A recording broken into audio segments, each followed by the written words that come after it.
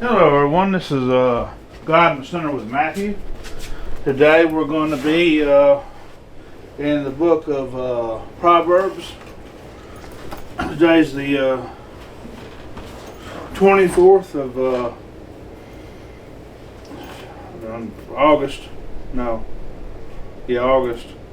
All this is running together. So we're going to be in the 24th chapter. Proverbs. You're supposed to do one of these a day. It's what I need to get back into doing. If I told you I was doing it or even attempting it, I'd be lying to you. So I do need to get into it. So I'm calling myself out. I need to get into reading a proverb a day, and I've give that challenge to anybody watching to try to read a proverb a day. Make do it. It ain't that hard. These aren't long chapters. So I'm going to go into chapter 24, verse 1. Do not be envious of the evil man, nor desire to be with them. For their hearts devise violence, and their lips talk of troublemaking. Through wisdom a house is built, and by understanding it is established. By knowledge the rooms are filled with all precious and pleasant riches. So it's saying for us not to be envious of the evil man, and because there is a lot of wicked rich people out there, a lot of wicked just people in charge. I mean, you gotta look back at what Coca-Cola did a while back. They said for us to be less white, and had people go to classes to do that. I think a lot of people done forgot about that. That was an evil person in charge that said that we as white people were evil. And is there evil white people? Yes, there is. But every white person isn't evil. Just like every black person isn't evil, and every Indian person isn't evil. There's evil people in every creed and color, but we're all God's children. Not all of us. Some of us are the devil's children. But I'm just talking about the colors. God created every one of us. So, this whole racism thing, I'm tired of it being brought up because the people that's bringing it up are the people that are racist. People that's bringing it up, they've got some kind of racist bone in their body. And just like this Cracker Barrel thing, they're taking the old man off the logo and stuff. I don't really care if they remodel the inside of the restaurant. They should have took the logo off. They took the logo off the Land Lakes. They took it off Aunt Jemima. And all this stuff is really just silly. Silly and to be honest with you, a little bit evil. You know? They're trying to cover up something, and there wasn't nothing bad going on with any of this stuff. It's just cartoon characters. You know, it wasn't nothing. They could have changed the way the person looked or something. If they didn't like the way the person looked, you know, but it is what it is. I mean, this all is evil and wicked. What's going on? Hogan, quit it! Man, he's something else. So we're gonna go to verse 5. A wise man is strong. Yes, a man of knowledge increases strength. For by wise counsel you will wage your own war. And in a multitude of counsel there is safety. So multitude of counsel, that's where you got a nice, close-knit community of men or women. They watch out for each other. They call each other out on the BS that maybe they're up to or doing. You know, when you know, Greg is one of the best guy. Maybe he is my best friend. I'm not really sure. We don't, you know, we was close because I lived down there. I'm further away now, but man, that guy kept me in line, and I didn't like what he said a lot of times. You know, he really is a good man, and I appreciate his friendship. So if you got a friend like that that's gonna not co-sign on your BS, and that's a good friend. Somebody's always telling you, calling you out. That's really a good friend. Somebody that's that's in cahoots with you or helping you do this evil stuff or just okay in it, they're not really great friends to have. So now we're going to go on to verse 7. Wisdom is too lofty for a fool. I mean, that says a lot. I mean, there is he does not open his mouth in the gate.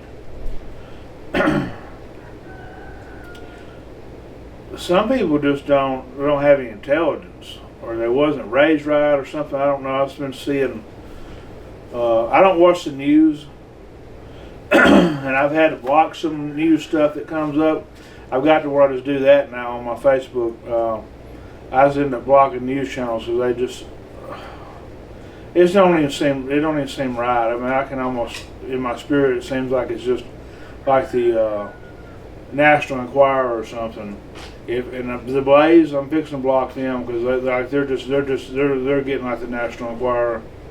You know, Glenn Beck at one time was a good journalist, and he had morals and stuff, but he don't anymore. I believe. I mean, it's fixing that to be where I can't even glance at that stuff anymore. I don't ever open up an article and read it because you don't know. There's so much misinformation, and when you report the misinformation, or there's even like there's even a post where they was calling to kill President Trump. I reported that post, and they said they didn't find nothing wrong with it. But yet I'm I'm banned from Marketplace for buying or selling because I was trying to sell a few chickens and a few eggs on there. It's been like 2 months I'm blocked from there. So Facebook's got their priorities messed up. They say it's okay to bring violence to the president, but it's not okay for me to sell eggs on there or chickens. I mean, that's pretty bad. So we're going to go to verse 8 now. He who plots to do evil will be called a schemer. The devising of foolishness is sin, and a scoffer is an abomination of men. That's what the Democratic Party is right now, and there's a lot of Republicans out there. There's a lot of people that plots to do evil. They'll be called schemers. All of them's up to something. Not all of them, but there's a lot of bad people in the politics in today's world. And I wish that we could get them in prison. The ones that's up to no good, I wish we could just lock them away and throw away the key. I'm going to verse 10 now. If you faint in the day of adversity, your strength is small. I tell you what, my strength ain't what held me together in the day of adversity. It was God. There's no way the stuff that I've been through in my life. I went through some tragedies, some great tragedies, and I've been through the fire. And it was only through the grace of God that I came on the other end and still here with you guys. I should have been dead or in prison a long time ago. We'll go to verse 11. Deliver those who are drawn towards death. Deliver those who are drawn towards death, and hold back those stumbling to the slaughter. If you say, surely we do not know this, does not he who weighs the heart consider it? He who keeps your soul, doth he not know it? And will he not render to each man according to his deeds? Is your deeds good? Are you doing good for people, or are you doing good for yourself? Are you actually trying to help somebody out of the goodness of your heart, or are you trying to get something out of them? You know, I have to look in my heart of that all the time. You know, sometimes you try to help people out of the goodness of your heart, and they don't, they're so messed up from everybody else trying to get something out of them that they can't even accept the help.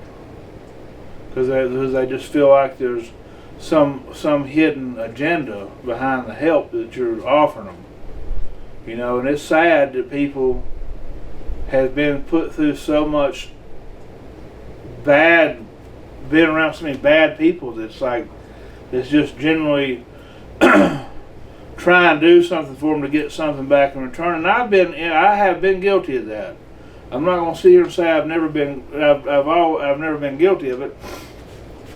But I was trying to help someone out this last week, and I believe they thought that there was something I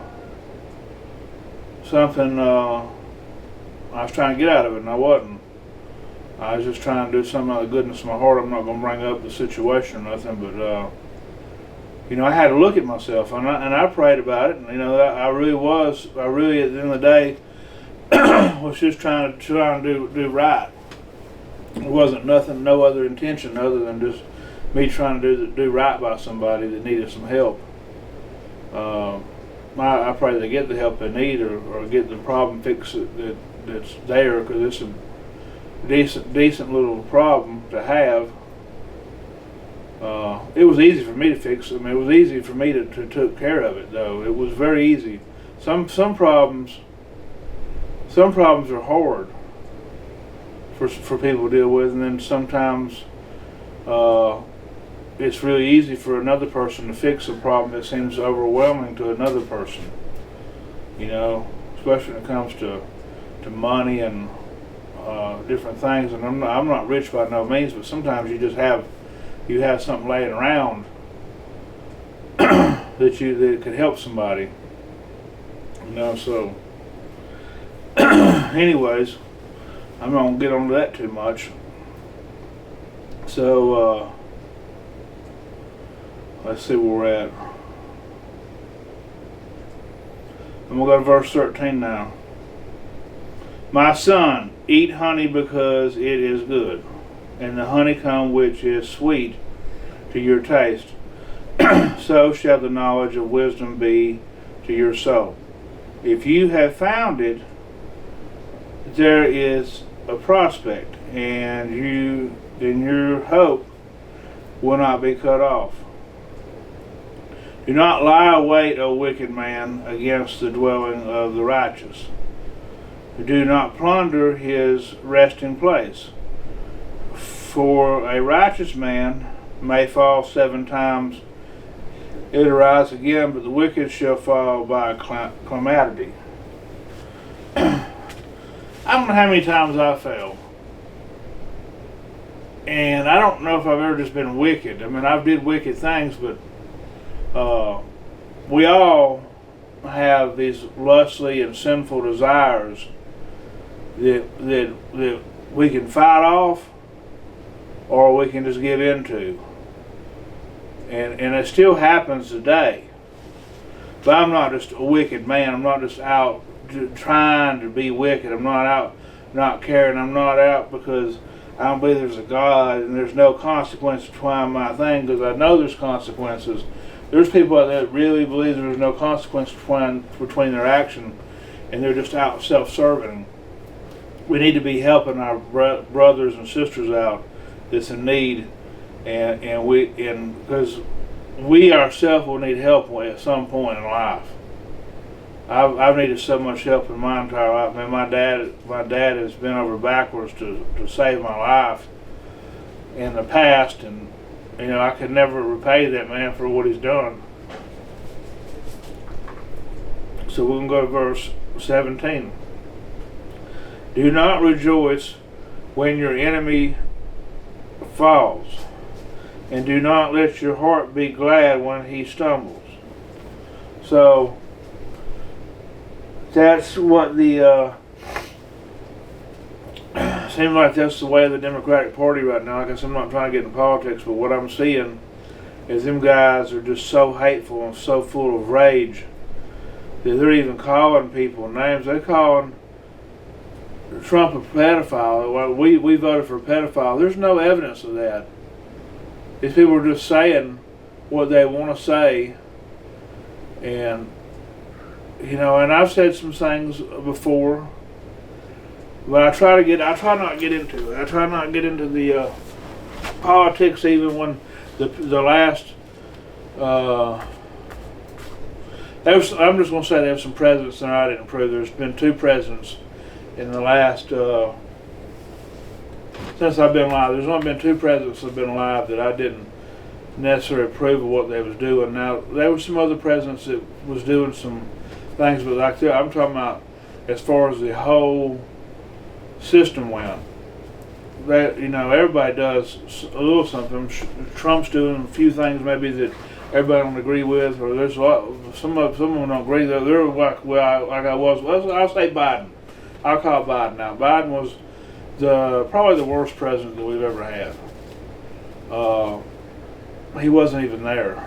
I don't know how that even happened, but God allowed it to happen. So I try not to question what God ends up allowing happening.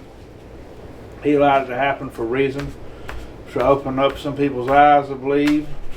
But I don't rejoice. I am not going to rejoice when he stumbles or something happens. There's no reason to rejoice and be glad in our heart when somebody that we don't like has tragedy happen. I actually pray for that guy. I don't pray for him every day, but when I remember to pray for him, I pray for him. I pray for that Nancy Pelosi, that Chuck Schumer, all them evil people I pray for. I don't want to. Do you think I really want to pray for these people? But I know it's what God wants, so I do. And like I said, I don't do it every day because maybe I forget. But when it comes on my mind, I do pray for them people. I pray for all them wicked people because they are very wicked and they're thieves. You can just see where the money trail leads. Like, there's no way that any of these people has got. Quit it, Hogan. There is no way that all these people make $175,000 a year or something, or whatever it is, and they've got $20-30 million. So there's something illegal going on there. None of them own a business. I'm gonna leave it at that. I just I don't want to be involved in like rejoicing when they stumble, because it's going to happen, and they may end up in hell. I've been praying for them that they turn from their evil ways and they don't go to hell, so they can figure out that what they've been doing is wrong. Somebody did that for me when I was lost, so I feel like I need to do it for them. As much as I don't want to, it's like that's what. Quit it, Hogan! Man, that cat, I gotta get smoked some crack this morning or something. They just run around everywhere. Sorry for that. Quit it! Hey! Alright, so we're going to go to verse 18 now. Lest the Lord see it, and it displease him, and he turn away his wrath from him. Do not fret because of evildoers, nor be envious of the wicked, for there will be no prospect for the evil man. The lamp of the wicked will be put out. So that's what I'm saying. Now, all this stuff's they'll pay for their just dues in the end, but we shouldn't be rejoicing for any of that stuff. We shouldn't be praying for any of that stuff. We need to be praying for them, and whatever happens, happens. And it's easier said than done. All this stuff's easier said than done. It's hard to be a Christian. It's easy to not be one.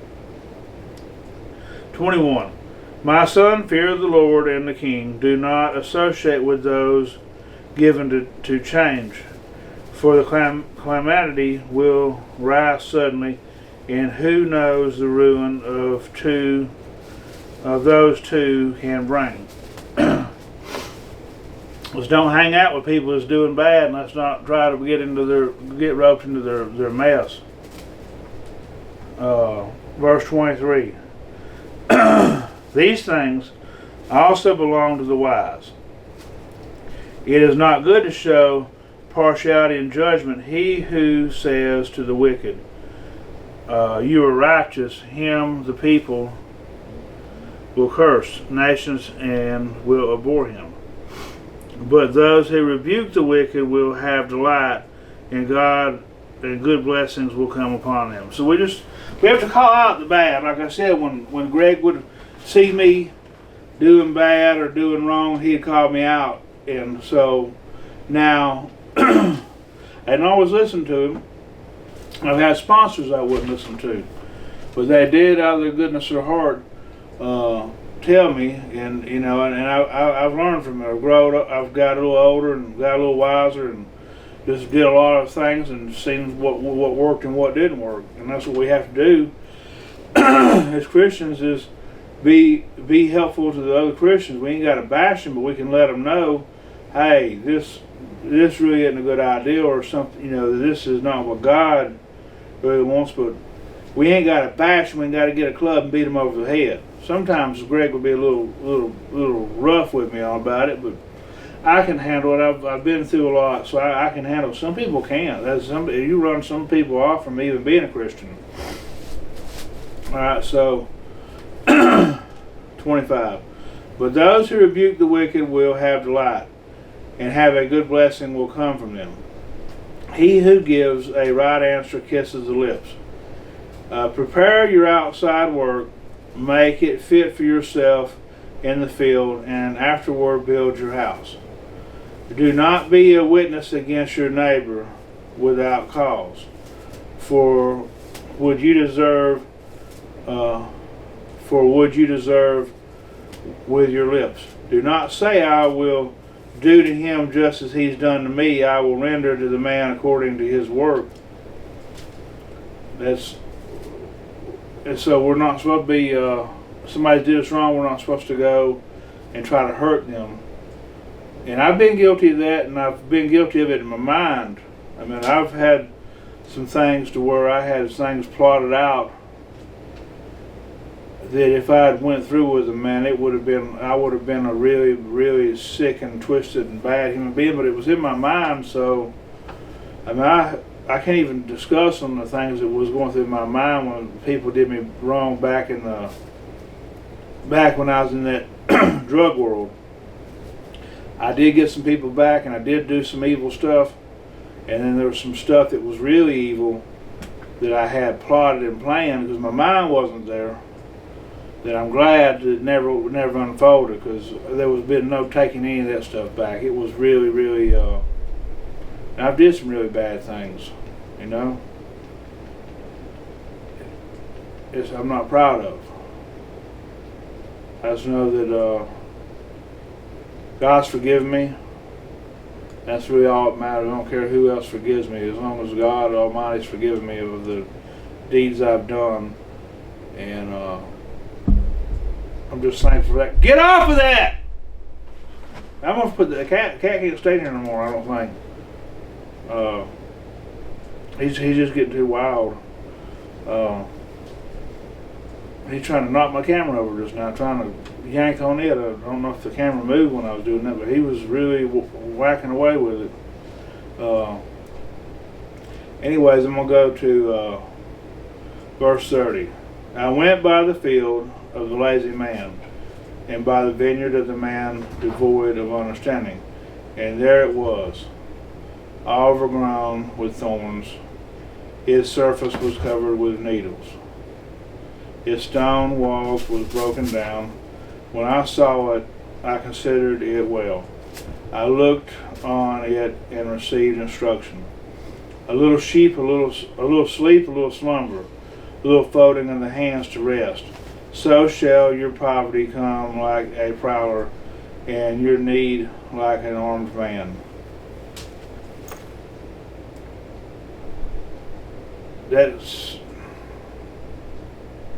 That says a lot right there.